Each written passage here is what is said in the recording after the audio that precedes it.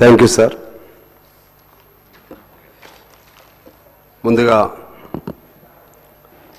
ఈరోజు సభలో జరిగినటువంటి ఘటన అందరికీ బాధాకరం. ముఖ్యంగా మీలాంటి సాత్వికులు, శాంత స్వభావం కలిగినటువంటి వారు, శత్రువునైనా ప్రేమగా చూసేటువంటి వారు మిమ్మల్ని సంబోధించి మాట్లాడేటప్పుడు ప్రతి పదం జాగ్రత్తగా ఆచితూచి మాట్లాడవలసిన అవసరం ఉంది.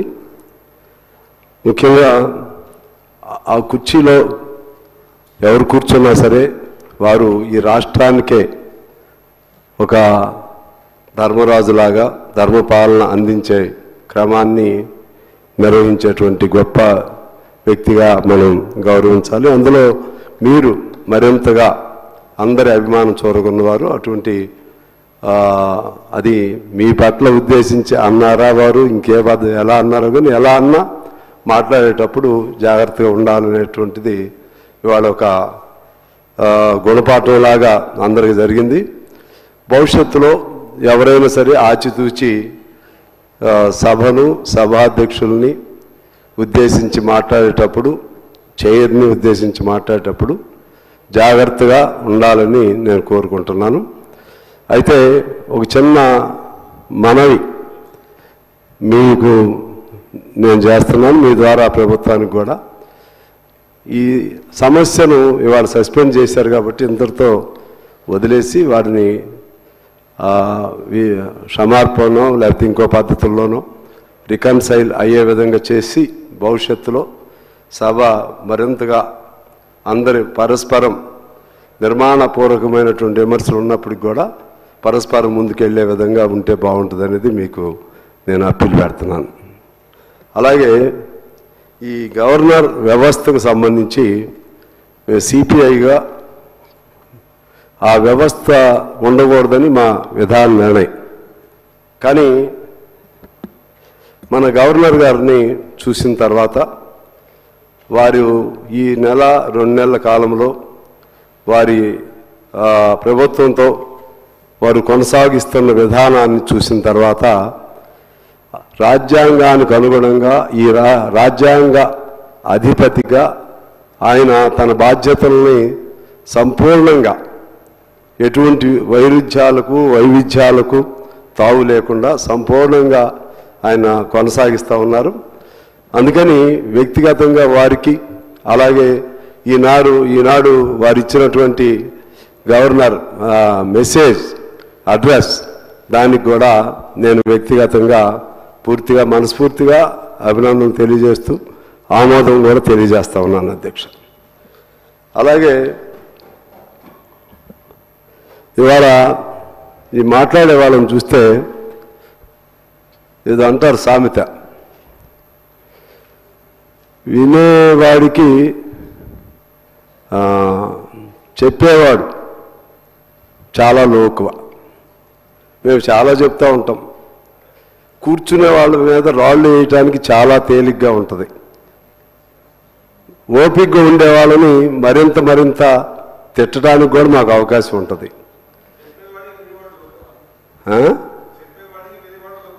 అదే నేను అనేది, వినేవాడు అంటే చాలా తక్కువ. ఎందుకనంటే మా తప్పులు మాకు కనపడవు, మేమేం చేస్తున్నామో మాకు తెలియదు. కానీ మొత్తం అన్ని తప్పులకి మీరే బాధ్యుల్లాగా చేసి మాట్లాడటం నాకు విచిత్రంగా ఉంది. మేము గవర్నమెంట్లో ఉంటేనేమో మా తరపున గవర్నర్ చేసే ప్రసంగం అద్భుతం, మేము ప్రతిపక్షంలో ఉంటే గవర్నర్ చేసే ప్రసంగం ఇది చాలా దుర్మార్గం, రాజ్యాంగ రహితం, అదేవిధంగా ప్రజా వ్యతిరేకం. ఇటువంటి భాష ఇది ఎక్కడో, ఈ లాజిక్ ఎక్కడో మిస్ అవుతుంది, నాకేం అర్థం కావట్లేదు. ఇందులో ఏదైనా నిర్మాణపరమైనటువంటి సూచనలు, తప్పులు ఉంటే మాట్లాడాలి తప్పితే కేవలం కుర్చీ మారిన వెంటనే, అధికారం పోయిన వెంటనే మరొక రకంగా మాట్లాడటం అనేది ఇది చాలా విచిత్రంగా, పద్ధతి లేని విధంగా ఉందని తెలియజేస్తున్నాను అధ్యక్ష. ముఖ్యంగా ఇదే పరిస్థితుల్లో ఇవాళ బీజేపీ మిత్రులు చాలా మాట్లాడారు. వాళ్ళకి నేను గుర్తు చేయాలి.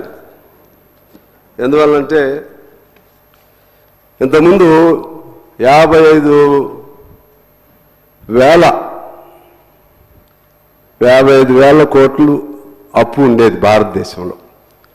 ఈ 14 సంవత్సరాల్లో 1,00,000 కోట్లు అదనంగా అప్పు చేశారు. 14 ఏళ్లలో దాదాపు 65 ఏళ్లలో 55,000 కోట్లు ఉంటే ఇప్పుడు 1,00,000 కోట్లు అప్పు అయింది. టోటల్గా 1,55,000 కోట్ల అప్పుతో ఇవాళ భారతదేశంలో ఉంది. అక్కడ అడిగేవాళ్ళు ఇక్కడ మనం వాళ్ళని అడగము కాబట్టి అక్కడ వాళ్ళు ఇక్కడ ఎన్నైనా అడగవచ్చు అనే పద్ధతుల్లో వాళ్ళు మాట్లాడుతూ ఉన్నారు. అదేవిధంగా ఆకలి బాధలో మన భారతదేశం ప్రపంచంలో 101వ స్థానంలో ఉంది అధ్యక్ష.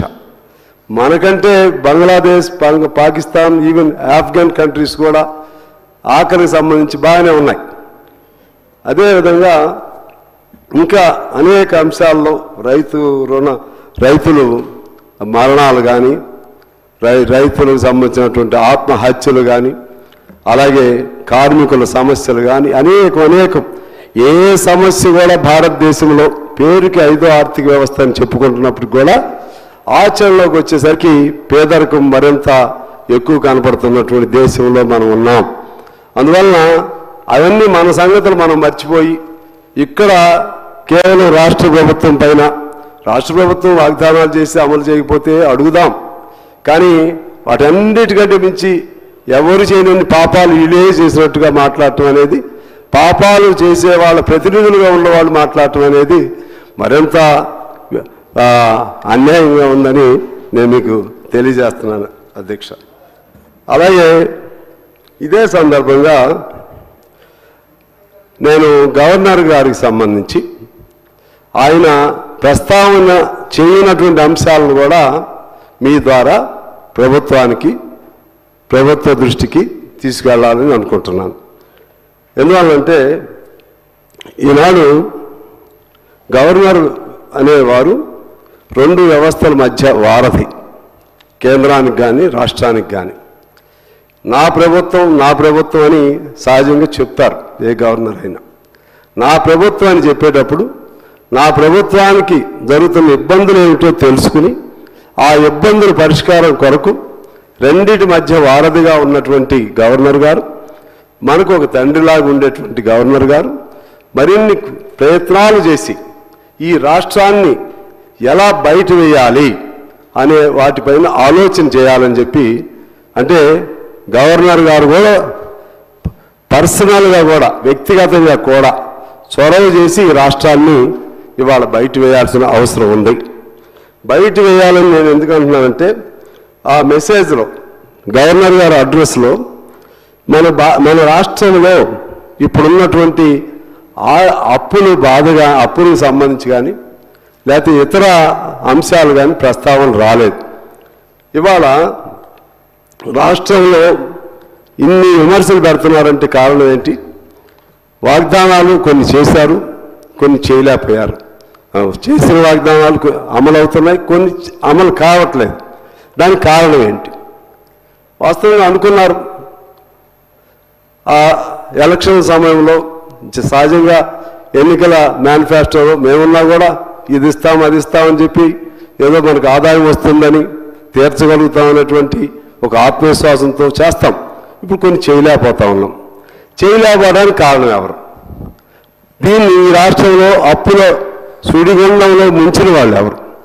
ఈ రాష్ట్రంలో ఈ అప్పుల సుడిగుండం నుంచి బయటకు రావడానికి కూడా వీలు లేని పరిస్థితుల్లో ఈ అప్పుల ఊపిలో ఈ రాష్ట్రం మరింత దిగజారిపోవడానికి కారణం ఎవరు?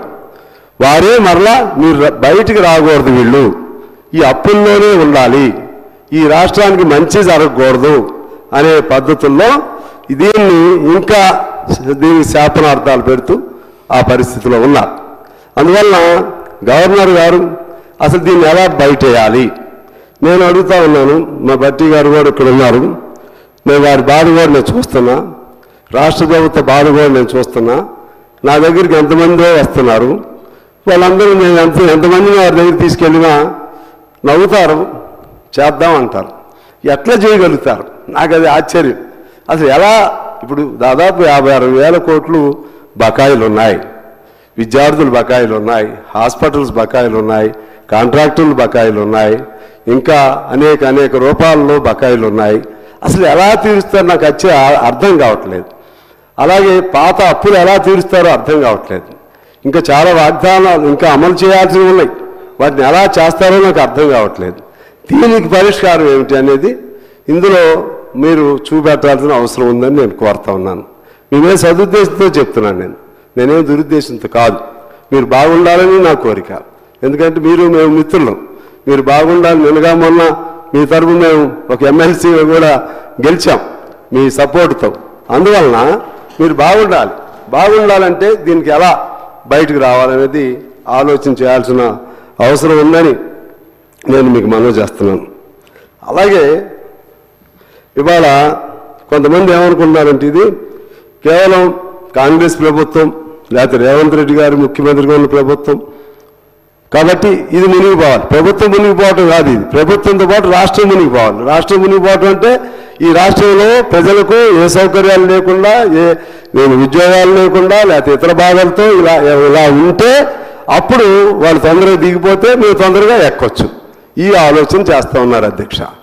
ఇది ఒక రేవంత్ రెడ్డి గారు కాంగ్రెస్ ప్రభుత్వం కాదు, ప్రభుత్వం వారిదైనా మనం ఎన్నుకున్న ప్రభుత్వం, మనం ఓట్లు వేసినా వేయకపోయినా మెజార్టీ ప్రజలు ఎన్నుకున్నటువంటి ప్రభుత్వం. ఈ ప్రభుత్వం బాగుంటేనే ప్రజలు బాగుంటారు.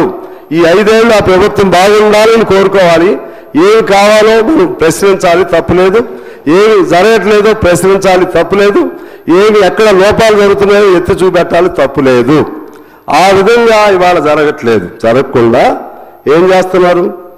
సోషల్ మీడియాని వేదికగా చేసుకుని నిజంగా ఎంత బాధాకరంగా ఉంటుందంటే, నిజంగా ఒక రెవల్యూషనరీ నాయకుల్లాగా ఉన్నటువంటి మీలో కూడా అనేక మంది ఉంటే మీకు వ్యతిరేకంగా అసభ్యకరంగా వినకూడనటువంటి పదాలు వాడుతూ కొంతమందిని పెయిడ్ ఆర్టిస్టులను పెట్టుకున్నారో ఏం పెట్టుకున్నారో నాకు తెలియదు. ఎన్ని బూతులు ఎటువంటి భాష వాడుతున్నారంటే నాకు చాలా ఆశ్చర్యంగా ఉంది. అక్కడ ఆంధ్రప్రదేశ్లో వాళ్ళ అధికారంలో ఉండి వాడారు, ఇవాళ ప్రతిపక్షంలో ఉండి వీళ్ళు వాడుతున్నారు. అది ప్రజలు వాడుతున్నారా? నేను అనుకోను. ప్రజలు అంత భయంకరంగా బూతులు మాట్లాడతారు అనుకోను. ఆడవాళ్ళు మాట్లాడతారని అసలే అనుకోను నేను. దీని వెనక ఏదో ఉంది. అందువలన మీ ద్వారా నేను ప్రభుత్వాన్ని కోరుతా ఉన్నాను, ఖచ్చితంగా దీనికి ఎక్కడో ఫుల్ స్టాప్ వేయాల్సినటువంటి అవసరం ఉంది. ఖచ్చితంగా ఎవరేమనుకోరు. ఇక్కడ ప్రజాస్వామ్య గొంతు నిలవటం లేదు. బూతులను ఇష్టం వచ్చినట్టు తిడతా ఉంటే మౌనంగా ఉంటే అది అసమర్థత అవుతుంది. ఎప్పుడైనా సరే అప్పుడప్పుడు కళ్ళు తెరవాలి, కోపం కూడా రావాలి. ఇవాళ ఆంధ్రప్రదేశ్లో ఏమవుతుంది? చంద్రబాబు గారు ఓపిక పట్టాడు. ఇప్పుడు కూడా ఆయనకి అతి ఎక్కువ ఓపిక అవుతుంది. పవన్ కళ్యాణ్ గారు చాలా పవర్ఫుల్గా అప్పుడు మాట్లాడారు. లోకేష్ బాబు ఇవాళ హుషారుగా ఉన్నాడు. నేను అంటున్నా అక్కడ పోసాని చూస్తున్నాం, వల్లభనేని ఇంకొక ఆయన ఎవరు, కొడాలి నాని, ఇటువంటి వాళ్ళందరూ ఇవాళ లోపల సొవ్వలు లెక్క పెట్టుకుంటూ మా తప్పు అయింది కానీ కాసేపు ఇంకోసేపు ఏడవటం. వాళ్ళకంటే భయంకరంగా ఈ తప్పులు చేసిన వాళ్ళు ఎవరున్నారో వాళ్ళందరూ రెండోసారి తప్పులు చేయకుండా ఉండే విధంగా మీరు గట్టి చర్యలు తీసుకోవాల్సిన అవసరం ఉంది. అది మీకే కాదు, ప్రజాస్వామ్యానికి మంచిది. ప్రజాస్వామ్యంలో మీరు తప్పు చేసినా మేము తప్పు చేసినా ఆ పద్ధతుల్లోనే ఆ భాషలోనే మాట్లాడుకోవాలి మినహా వ్యక్తిగతంగా భార్యల్ని పిల్లల్ని అదేవిధంగా మన సంస్కృతికి భిన్నంగా భాషను ఉపయోగించే ఎవరైనా సరే రెండోసారి ఆ పదం పలకాలంటే వాళ్ళ వెన్నెముకలో భయం ఉండేట్టుగా చర్యలు తీసుకోవాలని నేను మిమ్మల్ని కోరుతున్నాను అధ్యక్ష. అదేవిధంగా ఈరోజు అసలు మీ ద్వారా ప్రభుత్వ మంత్రుల్ని ముఖ్యమంత్రి గారిని వాళ్ళు నేను మీ ద్వారా కోరుతా ఉన్నాను అధ్యక్ష. అసలు ఎందుకు అసంతృప్తి వస్తుంది ప్రభుత్వం పైన? ఎందుకు ప్రజల్లో ఈ మేరకు అసహనం వస్తుంది? ఒక్కసారైనా మీరు సమిష్టిగా కూర్చుని మంచిగా మేధో మదనం అంటారే, ఓకే, అదైనా సరే, అదైనా మనం తప్పేం లేదు. అసంతృప్తి వస్తుందని ఒకవేళ ఉంటే, ఒకవేళ అసలు ఏదైనా అవకాశం ఉన్నది విమర్శకు కూడా అవకాశం, ఏం జరుగుతుందో మేధో మదనం చేయవలసిన అవసరం ఉందని నేను మీకు మనవి చేస్తున్నాను. ఏమంటున్నానంటే, ఇవాళ మీరు అనేక మంచి పనులు చేశారు, కొన్ని చేయలేకపోవచ్చు. ఇప్పుడు 20,000 కోట్లు, 20,000 చిల్లర కోట్లు రుణమాఫీ. అధ్యక్షుడు, గౌరవ సభ్యులు అంటే ప్రభుత్వం బాగుండాలి, ప్రభుత్వం మీద వస్తున్న ప్రచారం గురించి చెప్పినారు. తప్పకుండా తమరి దృష్టి కూడా అనేక సందర్భాల్లో తీసుకురావడం జరిగింది. ఏ విధంగా అయితే కొంత పూర్తిగా అంటే ప్రజలు వినలేని చూడలేని విధంగా సోషల్ మీడియాలో ఏ విధంగా దుష్ప్రచారం చేస్తున్నారో చూస్తాను. అందులో సభకు సంబంధించిన వ్యక్తులపై కానీ లేదా ప్రభుత్వానికి సంబంధించిన అనేక జరుగుతున్నాయి. వాటి మీద మరొకసారి కఠినపరంగా వారు సభ్యులు విజ్ఞప్తి చేసిన కఠినపరంగా ఉంటూనే గౌరవ సభ్యులకి మీ ద్వారా తెలియజేస్తున్నారు. ఏంటంటే ప్రభుత్వంలో ఎన్నికల్లో ఇచ్చిన వాగ్దానాలు మ్యాక్సిమం పూర్తి చేయడం జరుగుతోంది. ఒకటో రెండో అరా ఉన్నా వాటిని అందరూ కూడా ఆర్థిక పరిస్థితి దృష్ట్యా వాటిని కూడా అధిగమించి తప్పకుండా ప్రభుత్వం అవన్నీ పూర్తి చేసిన తర్వాత ఎన్నికలకు పోతుంది. కానీ ఈ సందర్భంలో ఈ యొక్క గ్లోబల్స్ ప్రచారం ఏదైతే జరుగుతుందో వాళ్ళు చేసే ప్రయత్నం చేస్తారు. అదే ఎజెండాగా దుబాయ్ కేంద్రం పెట్టుకొని బయట పెట్టుకొని 100 కోట్లు ఖర్చు పెట్టుకుంటూ సాక్షాత్తు కేటీఆర్ గారే అన్నారు, మేము ఒకవేళ 32 మెడికల్ కాలేజీ బదులు 32 వాట్సాప్ యూనివర్సిటీలు పెడితే బాగుండనే విధంగా వాళ్ళు చేసుకొని అదే ఎజెండాగా ప్రచారం చేస్తూ ఉన్నారు. ప్రజాస్వామ్యం మీద విశ్వాసం ఉన్న వాళ్ళందరూ దాన్ని ఖండించాలి. ఇవాళ ప్రజలు చాలా అన్ని రకాల కార్యక్రమాల లోపల రైతులకు సంబంధించిన అంశం కావచ్చు, ఉద్యోగాలకు సంబంధించి కావచ్చు, అన్ని రకాల ఒక విద్యా వ్యవస్థను ఏ విధంగా అమ్మ ఆదర్శ పాఠశాలల నుంచి మొదలుపెట్టుకుంటే నియామకాల దాకా మీరు ప్రత్యక్షంగా చూస్తూ ఉన్నారు. కాబట్టి మనం అటువంటి దుష్ప్రచారాన్ని తిప్పికొట్టడానికి ప్రజల్లో ఎక్కడ కూడా అసహనమో లేకపోతే అశాంతి ఏం లేదు. కొంత కన్ఫ్యూజన్ పబ్లిక్ వాళ్ళు రాంగ్ ప్రచారణ చేస్తున్న దానికి మనం ఎదుర్కోవడానికి మా సభ్యులు కానీ ప్రజలు కానీ అధికారులు అందరూ కూడా అందుకు సంబంధించి ముందుకోవాలని సందర్భంగా కోరుతూ నమస్కారం. అధ్యక్ష, ఇప్పుడు నేనే మీ దారిలోకి రాబోతున్నా, మీరు తొందరపడి కోయిలు కూసినట్లు కూశారు. నేనేమంటున్నానంటే భారతదేశంలో ఒక్క పర్యాయమే ఒక్క దఫాగా 20,000 కోట్ల రుణమాఫీను చేసినటువంటి ఏ రాష్ట్రమైనా ఉందా? కొంతమంది మిగిలి ఉండొచ్చు, వాళ్ళని ఐడెంటిఫై చేయండి. నా సలహా లేనప్పుడు క్లియర్గా ఇంకెవరైనా ఇప్పుడు ఇందాక మీరు అన్నారు ఇంకెవరైనా మిగిలి ఉంటే ఒకవేళ టెక్నికల్ రీజన్స్తోనూ ఇంకో దాంతోనూ మిగిలింటే తీసుకురండి. ముందు ఒక అపార్థం అయితే వచ్చింది. 2 లక్షలు పైన ఉన్నటువంటి రుణమాఫీలో 2 లక్షలు పైన ఉండేటువంటి ఆ పై డబ్బులు కట్టుకుంటే మాఫీ చేస్తామని అన్నారు. లేదు తర్వాత ఇప్పుడు ఇందాక అక్బర్ గారు చెప్పినట్లుగా ఆ విధంగా దాని విత్ ఇన్ ద లిమిట్ 22 లక్షల లోపు అనేది క్లారిటీ ఇచ్చారు. క్లారిటీ దానిపైన ఇంకా ప్రజల్లోకి తీసుకెళ్ళండి. 2 లక్షల లోపు రుణమాఫీ చేసిన వాళ్ళు ఎవరున్నారు అని అడగండి. 2 లక్షల రుణమాఫీ చేసిన రాష్ట్రం ఏ రాష్ట్రం ఉందని అడగండి. ఏ బీజేపీ ప్రభుత్వం ఉందని అడగండి. నేను చెప్పేది ఆ యాంగిల్లో నేను మీకు చెప్తున్నాను. అదేవిధంగా రైతు భరోసా ఉంది. రైతు భరోసాలో నిజంగా ఇంతకుముందు ఆ భరోసా ఆ రైతు బంధు రాబందులు పాలైంది. అప్పుడు దాని నుంచి విముక్తి చేశారు. ఇప్పుడు దాన్ని చెప్పండి, మీరు జనంలోకి చెప్పండి. జనంలోకి చెప్పటం ద్వారా జనంలో ఉన్నటువంటి అపోహల నుండి ఇంకోటి నుండి అవి తొలుగుతాయి. అదేవిధంగా వడ్ల బోనస్, నేను ఈ మధ్య అదే వడ్ల కల్లం ప్రారంభించడానికి అప్పుడెప్పుడో పోయావు నెల క్రితం. వాళ్ళు ఎంత సంతోషంగా ఉన్నారంటే ఈ టైంలోనే ఈ రుణమాఫీ కాలంలోనే కొంతమందికి రాలేదని ఇంకా అందలేదని ఆ టైంలో ఒక రైతుకి ఒక ఎకరాకి 10,000 సన్న బియ్యం పేరుతో 10,000 రూపాయలు అదనం వచ్చింది. కారణం ఏంటంటే 20 క్వింటాలు వాళ్ళకి పండిని అంట. 20 క్వింటాలకి 500 చొప్పున 10,000 అదనంగా వచ్చింది ఎకరాకి. వాళ్ళు చాలా సంతోషంగా ఉన్నారు. అట్లా చాలామంది సంతోషంగా ఉన్నారు. కొంతమంది ఇబ్బంది ఉన్న వాళ్ళని గమనంలో తీసుకోమని నేను కోరుతున్నాను. అదేవిధంగా హోంవర్క్ మీరు చేయవలసిన అవసరం ఉందని నా సలహా.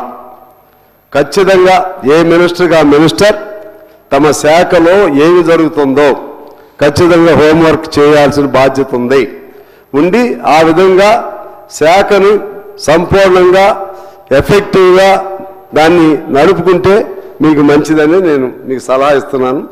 అదేవిధంగా ధరని రద్దు చేశారు. రద్దు చేసిన ధరని స్థానంలో కౌలుదారుల గుర్తింపు, కాస్తు కాలం లాంటివి త్వరితగతిన చేస్తే భూభారతి మంచి పథకం అవుతుంది. అదేవిధంగా స్కిల్ యూనివర్సిటీ అది చాలా మంచి కాన్సెప్ట్. స్పోర్ట్స్ యూనివర్సిటీ చాలా మంచి కాన్సెప్ట్. ఫ్యూచర్ సిటీ చాలా మంచి కాన్సెప్ట్. మహిళలకు ఉచిత బస్సు ప్రయాణం దాదాపు 500 కోట్ల ఆదాయం మహిళలకి, అది మంచి మహిళలకు ఉపయోగదాయకమైంది. 200 యూనిట్ల వరకు విద్యుత్తు మాఫీ, 50 లక్షల పేద కుటుంబాలకు అది ఉపయోగం. 500కి గ్యాస్ సిలిండర్, 43 లక్షల మందికి అది ఉపయోగం.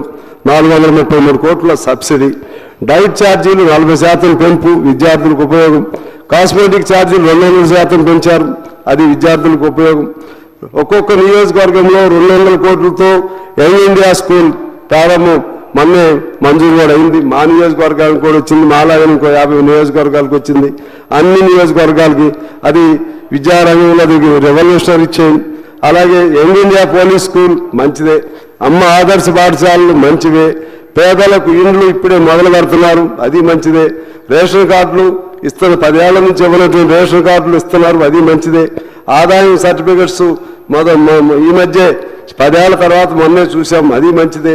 బీసీలకు 42% రిజర్వేషన్ చట్టబద్ధత ఎవరూ చేయలేనిది రాష్ట్రం, దేశంలో ఏ రాష్ట్రంలో చేయలేనటువంటి చట్ట దాని రిజర్వేషన్ మీరు ప్రతిపాదన చేశారు. రేపు చట్టం కూడా రేపు 15వ తారీఖు కాబోతుంది. దానికి నేను మనస్ఫూర్తిగా మీకు అభినందన తెలియజేస్తా ఉన్నాను. జస్టిస్ షమీన్ అఖ్తర్ ఆధ్వర్యంలో ఎస్సీ వర్గీకరణ కూడా భారతదేశంలో మన రాష్ట్రంలోనే మొదటిసారి జరిగింది. ఆరోగ్యశ్రీ 5 లక్షల నుండి 10 లక్షల పెంపుదల, ఆరోగ్యశ్రీలో 153 జబ్బులను అదనంగా చేర్చడం, ఇవన్నీ కూడా మంచి డెవలప్మెంటల్ యాక్టివిటీస్లో భాగమే. అలాగే నిన్న అనుకుంటాను భట్టి గారు ప్రకటన చేశారు, నిరుద్యోగ యువతకు ప్రతి ఒక్కరికి 3 లక్షల చొప్పున ఇచ్చే విధంగా నిరుద్యోగ యువతకు ఒక ఆధారం చూపెడతామని చెప్పారు. వారికి అభినందనలు. అదేవిధంగా ఒలింపిక్స్ సంబంధించి ఒక స్టేట్మెంట్ వచ్చింది. నిన్న ఎవరు అన్నారు, 3 లక్షల కోట్లతో ఒలింపిక్స్ ఈ హైదరాబాద్లో నడుపుతారా, ఇంకా వ్యంగ్యంగా అన్నారు ముఖ్యమంత్రి ప్రకటన. నేనేమన్నానంటే ఒలింపిక్స్ హైదరాబాద్లో జరపటం అంటే ఒక తెలంగాణ రాష్ట్రం కాదు జరపటం. ఒలింపిక్స్కి అనువైనటువంటి ప్రదేశం ఏదైనా ఉందంటే భారతదేశంలో అమెరికా మన హైదరాబాద్ నెంబర్ 1 ప్రదేశంగా ఉంటుందనేది సెన్స్ అందులో ఉంది. అది కూడా అర్థం చేసుకోకపోతే ఇంకేం చెప్పాలి. భారతదేశంలో ఏదో ప్రాంతంలో ఒక అంతర్జాతీయ వేడుక జరిగితే అది మొత్తం ఆ రాష్ట్రమే భరిస్తుంది అంటే ఎక్కడైనా భారతదేశం తరపున మొత్తం భారతదేశం భరించాలి. కానీ దానికి అనువైనటువంటి ఇన్ఫ్రాస్ట్రక్చర్, అనువైనటువంటి ప్రాంతం అమెరికాను మించి మన హైదరాబాద్ని మించి భారతదేశంలో ఇంకేదైనా 1-2 రాజధానులు ఉంటాయేమో నాకు తెలియదు. ఎంతకంటే మించిన రాజధాని హైదరాబాద్ కంటే మించిన రాజధాని, ఎంతకంటే అభివృద్ధి చెందుతున్నటువంటి రాజధాని, ఇప్పుడు ఆ 4th సిటీ కూడా వస్తే ఎంతకంటే అభివృద్ధి చెందేటువంటి రాజధాని లేదనేది నా అభిప్రాయం అని మీ ద్వారా తెలియజేస్తున్నాను అధ్యక్ష. అదేవిధంగా సామాజిక ఆర్థిక సర్వే కేంద్రమే వెల్లడి చేసింది 24-25. దీని ప్రకారంగా సొంత ఆదాయంలో మన రాష్ట్రం టాప్ పొజిషన్లో ఉంది. రాష్ట్రంలో 100% గ్రామాలకు రక్షిత మంచినీరు అందుతున్నాయి. స్థూల ఉత్పత్తుల సేవల రంగంలో దేశంలో మన రాష్ట్రం 7వ స్థానంలో ఉంది. జీడీపీలో 5% సొమ్ము మన రాష్ట్రం నుంచే పోతా ఉంది.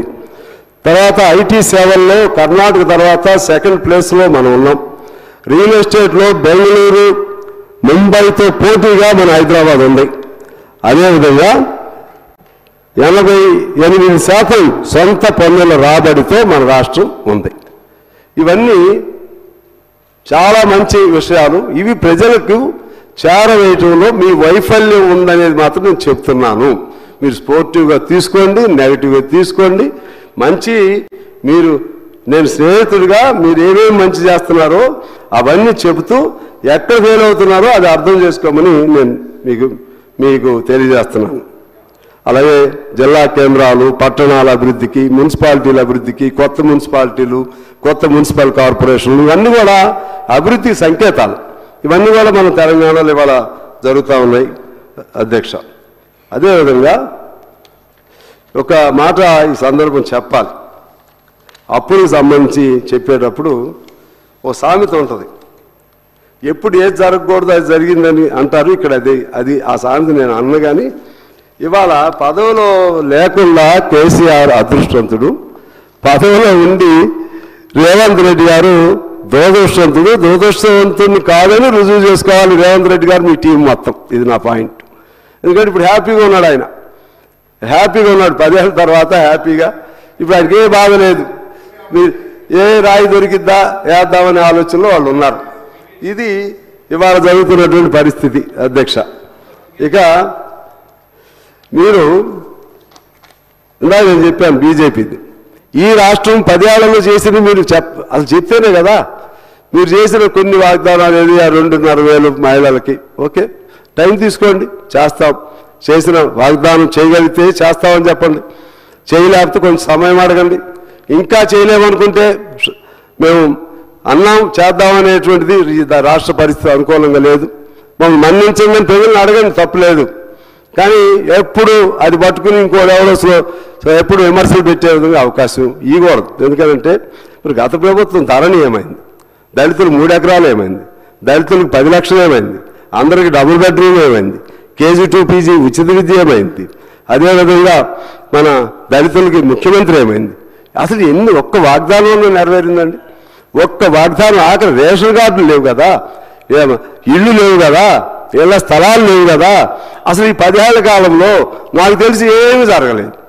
ప్రజలకి మరి ఎక్కడ హైదరాబాద్లో ఏమైనా జరిగింది నాకు తెలియదు, కానీ మా ప్రాంతాల్లో, మా గ్రామీణ ప్రాంతాల్లో కానీ లేకపోతే మా మినీ పట్టణాల్లో కానీ జరిగిందైతే చాలా తక్కువ.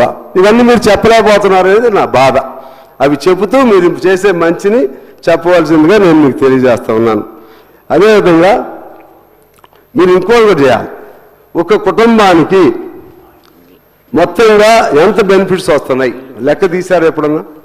విద్యుత్తు 200 యూనిట్లకి ఎంత బెనిఫిట్, బస్ ఛార్జీల పేరుతో ఎంత, గ్యాస్ లాంటివి ఎంత, ఇంకా ఇటువంటి సౌకర్యాలు ఎన్ని, కుటుంబానికి సగటున 5,000, 6,000, 10,000 నెలకు మీరు ఇస్తున్నారనేది ఆ ప్రజల్లోకి తీసుకెళ్ళగలిగినటువంటి ఆ విధమైనటువంటి మేధో మదనం ఆలోచన చేయమని నేను మిమ్మల్ని కోరుతున్నాను.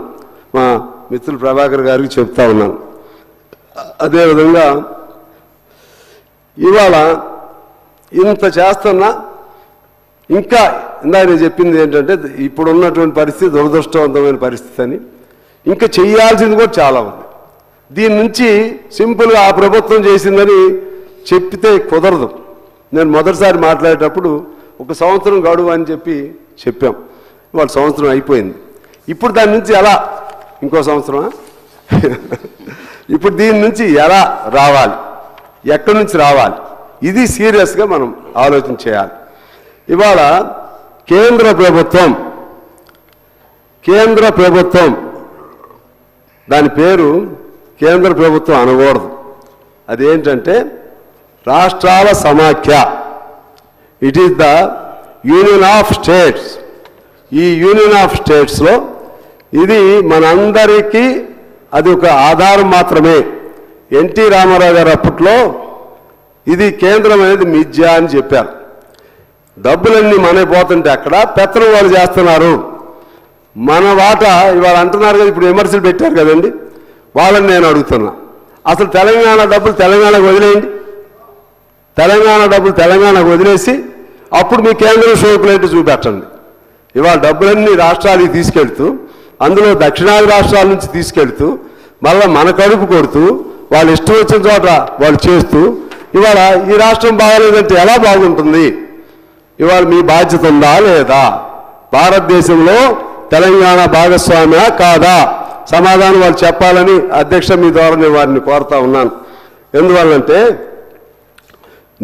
మొన్న కేంద్ర బడ్జెట్లో దాదాపు 30,000 కోట్లు ఆంధ్రప్రదేశ్కి ఇచ్చారు. అంటే మీతో స్నేహంగా ఉంటే మీ ఇష్టం వచ్చినట్టుగా ఇస్తారు, మీకు లొంగే వరకు వాళ్ళని ఎండబెడతారు. వాళ్ళకి పోలవరానికి జాతీయ హోదా ఇచ్చారు, విశాఖ స్టీల్ లాంటి వాటిని టేకప్ చేశారు. మరి మన పాలమూరు రంగారెడ్డికి లేదు, అంతకుముందు మన కాళేశ్వరంకి లేదు, ప్రాణాయిత చేవేళ్ళకి లేదు, అది పేరు మారిందనుకోండి. ఎప్పుడైనా ₹1 ఇచ్చారా మనకి అధ్యక్ష 10 ఏళ్ల కాలంలో? అలాగే బయ్యారం స్టీల్ దాన్ని ఎప్పటి నుంచో అడుగుతున్నాం, దాని మీద పోరాటం అనేకం చేశాం, దానికి సంబంధించిన ఊసే లేదు.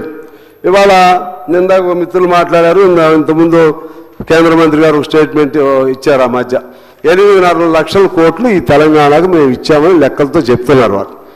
నేను అడుగుతున్నాను, అసలు ఇక్కడి నుంచి మీరు తీసుకెళ్ళింది అంత? అసలు మీరు తీసుకెళ్ళింది చెప్పరు. మేము ఇచ్చామంట, ఇచ్చేది ఎవరు? మీ జేబుల్లో ఇస్తున్నారా? మీ సొమ్ము అది మన సొమ్ము. మా సొమ్ములో ఇక్కడి నుంచి పోయే డబ్బులో రూపాయికి ₹40 మాత్రమే ఇస్తున్నారు మీరు. అది వేరు, 40 పైసలు. సారీ, ఇదేమో మొత్తం పూల్ అన్నీ కలిపితే రూపాయిలో 40 పైసలే మనకిస్తున్నారు. దీనిలో ఒక్క సెంట్రల్ పూల్ ఒకటి ఉంటుంది, ఓన్లీ సెంట్రల్ పోయే డబ్బులు. దానిలో ఎంత ఇస్తున్నారంటే, దీన్ని కేంద్ర ప్రభుత్వం ట్యాక్స్ రెవల్యూషన్, పన్ను విభజన, ఇది పూర్తిగా అశాస్త్రీయం ఉన్నది. సెంట్రల్ పూల్ నుండి మనకు మొత్తం రాష్ట్రాలకి 41% ఇస్తారు, టోటల్గా 41%. అది వేరు, ఇందాక నేను చెప్పిందే మొత్తం డబ్బులు కలిపి. ఓన్లీ సెంట్రల్ పూల్ అంటే ఓన్లీ సెంట్రల్కి పోయే డబ్బులు, అది ఇన్కమ్ ట్యాక్స్ లేకపోతే కస్టమ్స్, ఇటువంటి సెంట్రల్ డబ్బులే అవి. దానిలో మనకి ఎంత ఇస్తారంటే 2.102 మనకి ఇస్తున్నారండి. ఉత్తరప్రదేశ్కి ఎంత ఇస్తున్నారంటే 17.936 వాళ్ళకి ఇస్తున్నారు. బీహార్కి 10.058 వాళ్ళకి ఇస్తున్నారండి. ఇది అంటే ఇది కొన్ని మనకు ఉదాహరణకి చెప్తున్నాను. తమిళనాడుకి అంతే. ఇవాళ తమిళనాడులో ఇప్పుడే ఇంతకుముందే ఒక స్టేట్మెంట్ చూశాను. వాళ్ళు ఈ గొడవతో ఈ కేంద్ర ప్రభుత్వంతో మాకు కుదరదు అనే ఆలోచనకు వచ్చి ఫస్ట్ స్టెప్గా స్టేట్ బడ్జెట్ నుంచి తమిళనాడు ప్రభుత్వం రూపీ సింబల్ తొలగించింది అధ్యక్ష. రూపీ సింబల్ని తమిళనాడు ప్రభుత్వం ఇవాళే స్టేట్ వాళ్ళ బడ్జెట్ ప్రవేశపెడుతున్నట్టున్నారు, తొలగించింది. కారణం ఏంటంటే ఆ కేంద్రంతో మాకు సంబంధం లేదు అనేది మొదటి స్టెప్. ఈ మధ్యకాలంలో అనలేదు, ఇంకా అనలేదు, అదే చెప్తున్నా. అలాగే ఈ మధ్య డీలిమిటేషన్, పార్లమెంట్ స్థానాల డీలిమిటేషన్ పేరుతో కూడా ఒక కేంద్ర ప్రభుత్వం ఒక ఆలోచన చేస్తుంది అధ్యక్ష. అంటే జనాభాను బట్టి పార్లమెంట్ స్థానాలు దాదాపు ఇంకో 300 అదనపు పార్లమెంట్ స్థానాలు పెరుగుతాయి. మనకు వచ్చి ఏం హామీ ఇస్తున్నారంటే మీ స్థానాలు తగ్గిపోవు, ఆ ప్రోరేటా ప్రకారం మీకు వస్తాయి. అంటే ఏంటి ప్రోరేటా ప్రకారం అంటే ఏంటంటే ఆ పర్సంటేజ్ వాళ్ళ జనాభా ప్రకారంగా వాళ్ళకి ఒక 20 వచ్చింది అనుకోండి, మనకు భవిష్యత్ పెరిగితే 1 పెరిగిద్ది. అంటే మనం ఇలాగే ఉంటాయి, వాళ్ళకి మాత్రం పెరుగుతూ ఉంటుంది. ఇది ఇక్కడి నుంచే అసంతృప్తి మొదలవుతుంది. అదేవిధంగా రాష్ట్రాలు ఒక ఆంధ్రప్రదేశ్ని ఇప్పుడు చూస్తున్నారు తప్పితే దక్షిణాది రాష్ట్రాల పట్ల వాళ్ళు వివక్షత అర్థమవుతూ ఉంది. ఈ పరిస్థితుల్లో ఇవాళ ఒక డిమాండ్ వచ్చినా ఆశ్చర్యం లేదు. ఈ నిండైనటువంటి శాసనసభలో ఉండి నేను అటువంటి డిమాండ్ మాట్లాడకూడదు, కానీ మా తమ్ముడు చెప్పినట్లుగా ఇవాళ ఆలోచన వచ్చేస్తుంది. ఇవాళ ఈ దక్షిణ రాష్ట్రాల సమాఖ్య అనేది మొదట వస్తుంది. దక్షిణ భారతదేశం అనేటువంటి ఆలోచన కూడా వచ్చే అవకాశం కూడా ఉంది. వీళ్ళు మాట్లాడుతున్నారు అధ్యక్ష, వీళ్ళు మాట్లాడుతున్నారు, ₹1 మనకు సాయం చేయరు, వీళ్ళు వచ్చి ఈ విధంగా మాట్లాడుతున్నారు. ఎలా మనకు సాయం చేయట్లేదో ఒకసారి 1 నిమిషం చదువుతాను అధ్యక్ష, తొందరగా ముగిస్తాను. ఎంఎస్ఎంఈ దేశంలో 80,000 ఉంటే, అంటే సూక్ష్మ పరిశ్రమలు మన రాష్ట్రంలో 10,000 మూతపడ్డాయి. నిర్మలా సీతారామన్ గారు 5 కోట్లు ఇస్తామని అన్నారు, ₹1 ఇవ్వలేదు. సెమీ కండక్టర్ మిషన్ ప్రాజెక్ట్ ఇస్తామన్నారు, ఇవ్వలేదు. గ్రామ పంచాయతీలకు మున్సిపాలిటీలకు 2,736 కోట్లు బకాయి ఉంది, వాళ్ళు ఇవ్వలేదు. 15th ఫైనాన్స్ ప్రకారంగా ఆరోగ్యానికి సంవత్సరానికి 624 కోట్లు మనకు రావాలి. 21 నుంచి 26 వరకు టోటల్గా 2,840 కోట్లు మనకు రావాలి. అదేవిధంగా గ్రామీణ సంస్థలకు గ్రామ పంచాయతీలకు 7,200 కోట్లు, పట్టణ మున్సిపాలిటీలకు 3,622 కోట్లు, ప్రకృతి వైపరీత్యాలకు 2,483 కోట్లు, ఇవన్నీ మనకు రావాలి అధ్యక్ష. అంటే ఓవరాల్గా 15 ఫైనాన్స్ ఈ మొత్తం కలిపితే 15,596 కోట్లు బకాయిలు మనకి 15 ఫైనాన్స్ వాళ్ళు ఇవ్వాలి. అదేవిధంగా వెనుకబడ్డ ప్రాంతాల గ్రాంట్లలో ఆరోగ్యానికి 624 కోట్లు, అంటే నేను చదివినది. ప్రధానమంత్రి గ్రామీణ సడక్ యోజన కింద 255 కోట్లు, సెన్సెస్కు 46 కోట్లు, జ్యుడిషియల్ 245 కోట్లు, ఉన్నత విద్యకు 129 కోట్లు, వ్యవసాయ అభివృద్ధికి 165 కోట్లు, స్పెసిఫిక్ గ్రాంట్ 2,362 కోట్లు, మొత్తం 5,386 కోట్లు వెనుకబడ్డ ప్రాంతాల గ్రాంట్కు రావాలి అధ్యక్ష. టోటల్గా 15 ఫైనాన్స్ కానీ ఇది కానీ కలిపితే 20,940 కోట్లు మనకు రావాలి. అదేవిధంగా జిఎస్టీ మన సిజిఎస్టీ మనకు రావాల్సింది 7 నన్ను మాట్లాడండి తర్వాత మాట్లాడండి. మనకు రావాల్సింది సిజిఎస్టీ 7,832 కోట్లు రావాలి అధ్యక్ష. 7,832 కోట్లు రావాలి. అంటే ప్రతి ఏప్రిల్ నెలలో విడుదల కావాలి. అది చివరి వరకు గడుపుతూ మార్చి వరకు ఇస్తానే ఉంటారు అధ్యక్ష. రైల్వే ప్రాజెక్టుల పట్ల వివక్షత, నీతి ఆయోగ్ సిఫార్సు, నీతి ఆయోగ్ మనకు సిఫార్సు చేసింది అధ్యక్ష. ఆనాడు టీఆర్ఎస్ ప్రభుత్వం ఉన్నప్పుడు భగీరథకు అది ప్రోగ్రెస్ దీని కింద 19,000 కోట్లు ఇవ్వాలని, మిషన్ కాకతీయకు 5,205 కోట్లు ఇవ్వాలని నీతి ఆయోగ్ సిఫార్సు చేసింది. అయితే నీతి ఆయోగ్ ఏదైనా ఆర్థిక సహాయం చేయాలంటే చేయలేదు కేంద్రం, వాళ్ళు చేసే సూచనలు మాత్రం పాటించలేదు అధ్యక్ష. అసెంబ్లీ స్థానాలు 119 రావాలి, మనకి 119, 153 రావాలి, అది కూడా మనకు చేయలేదు అధ్యక్ష. ఈ విధంగా అన్ని అంశాల్లో మనకి తీరని అన్యాయం కేంద్ర ప్రభుత్వం జరుగుతుంది. ఆ డబ్బులు మనకు రావాలని నేను కోరుతున్నాను. కేంద్రం డబ్బులు మనకు వస్తే మన వాటా మనకు రావాలి. ఇతర సహాయం కూడా మనకు చేస్తే కొంత మేరకు మనకి భారం తగ్గిద్దని నేను మీకు తెలియజేస్తున్నాను. ఒక్క నిమిషం అయిపోయింది, తర్వాత నేను ఇష్టం మాట్లాడు మిత్రులు. ఆఖరిగా పరిష్కారాలు దానికి సంబంధించి ఇంకా ఈ రాష్ట్ర ప్రభుత్వం ఆదాయాన్ని పెంచుకునే అవకాశం ఏ మేరకు ఉన్న ప్రయత్నం చేయాలి. ఒకటి 58, 59 జీవోల్ని మరలా అమలు చేయండి, దాని ద్వారా ఆదాయం వస్తుంది. సింగరేణి ప్రాంతాల్లో 76 జీవో ఉంది, అది ఆగింది, అమలు చేయండి, దాని ద్వారా ఆదాయం వస్తుంది. ఇనాం జాగీర్దార్ భూములను క్రమబద్ధీకరించండి, దాని ద్వారా ఆదాయం వస్తుంది. ఎల్ఆర్ఎస్ను కాలపరిమితి లేకుండా ఇప్పుడు వరకు అమల్లోకి తీసుకొచ్చి 20 వరకు ఉంది, దాని మీద క్యాప్, అది తీసేయండి, ఇప్పుడు వరకు తీసుకురండి, దాని ద్వారా ఆదాయం వస్తుంది. అసైన్ భూములు క్రమబద్ధీకరించండి, దాని ద్వారా ఆదాయం వస్తుంది.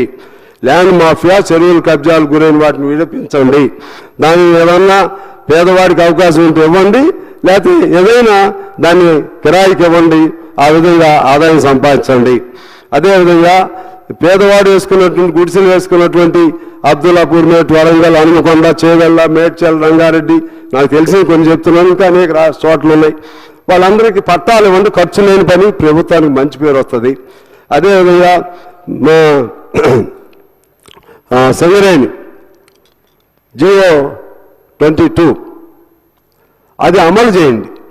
దాదాపు 30,000 మంది సింగరేణి కాంట్రాక్ట్ కార్మికులకు అది మీ ప్రభుత్వానికి భారం కాదు, అది భారం ఎవరికంటే సింగరేణి, అది ఇవ్వాలి. కోర్టు చెప్పిన తీర్పు అది ఇస్తే మినిమం కనీస వేతనం వస్తుంది, మీకు మంచి పేరు వస్తుంది. ఆర్టిజాన్ ఉద్యోగులకి వాళ్ళ డిజిగ్నేషన్ మార్చండి, ఖర్చు తక్కువ, మీకు మంచి పేరు వస్తుంది. ఆర్టీసీ, ఆటో బీమా ప్రభాకర్ గారి మధ్య సమస్య పరిష్కారం చేశారు, ధన్యవాదాలు.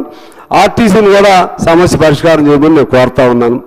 అదేవిధంగా హోంగార్డ్, మెడికల్, ఇంకా అసంఘటిత రంగం ఇటువంటి వాళ్ళకి కనీస వేతనం అమలు చేయండి. దాన్ని అమలు చేసే క్రమంలో ఆయా వాళ్ళు పనిచేసే కంపెనీల నుంచే వసూలు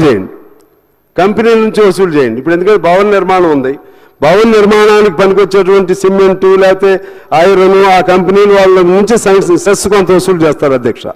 ఆ సెస్ని సంక్షేమ బోర్డుగా ఏర్పాటు చేసి దానిలో నుంచి వచ్చింది వాళ్ళకి ఇస్తున్నారు. అలాగే ఆటో వాళ్ళకు సంక్షేమ బోర్డు, హమాలీలకి, ఈ కాంట్రాక్ట్ కార్మికులకు ఈ విధంగా సంక్షేమ బోర్డులు ఏర్పాటు చేస్తే ప్రభుత్వానికి ఖర్చు లేకుండా ఆ కార్మికులకు ఉపాధి కల్పించేటువంటి సంస్థలు, కార్పొరేట్లు లేకపోతే వాళ్ళ నుంచి కొద్దిగా సెస్ వసూలు చేస్తే తద్వారా వాళ్ళ ఖర్చు కలిసి వస్తుంది. అదేవిధంగా కొద్దిమంది కాంట్రాక్టులు ఏమైనా బాధపడతారేమో కానీ లక్షలాది మంది దీంతో బాగుంటారు. అలాగే ఎస్సీ ఎస్టీ సప్లాన్ అమలు చేయండి. గిరిజన బీసీ ఎస్సీ పిల్లల హాస్టల్స్కు ఫుడ్ ఇటువంటి జాగ్రత్తగానే జరుగుతుంది. కానీ ఎక్కడో మొన్న మధ్య పిల్లలకి కాస్త పాయిజనస్ ఇదైంది. అటువంటి లేకుండా జాగ్రత్తలు తీసుకోండి. విద్యా ప్రమాణాలను పెంచండి. ఆ విధంగా అదేవిధంగా ముఖ్యంగా హెల్త్కు సంబంధించి 100% హెల్త్ ఇన్సూరెన్స్ పెట్టండి. మీకేం భారం రాదు. అందరికీ నిజంగా కొంతమంది జాగ్రత్తగా ఉండి హెల్త్ ఇన్సూరెన్స్ కట్టుకునే వాళ్ళు కార్పొరేట్ వైద్యం తీసుకుంటున్నారు. మాకు తెలిసిన మా పార్టీ పిల్లలు. అంటే అది మీరే చేయండి. అమెరికా లాంటి దేశంలో మొత్తం 100% హెల్త్ ఇన్సూరెన్స్ ఉంటుంది. అటువంటి హెల్త్ ఇన్సూరెన్స్ పెట్టండి. ఆ విధంగా చేయండి. మంచి పేరు వస్తుంది మీకు. మీరు ఈ 5 ఏళ్ళ కాలం చక్కగా ఉండాలని నేను కోరుకుంటున్నాను. మీ మిత్రుడిగా మీరు బాగుండాలని నేను కోరుకుంటూ, మీ ప్రభుత్వం బాగుండాలి, ప్రజలు బాగుండాలి. ప్రజలు మళ్ళీ మమ్మల్ని మీరు మంచి పని చేయలేదు మమ్మల్ని తిట్టకూడదు. ప్రజలకి మేము కూడా భరోసా ఇచ్చే విధంగా ఉండాలని కోరుకుంటూ, అధ్యక్ష సమయం ఎక్కువ ఇచ్చినందుకు మీకు నా హృదయపూర్వక ధన్యవాదాలు.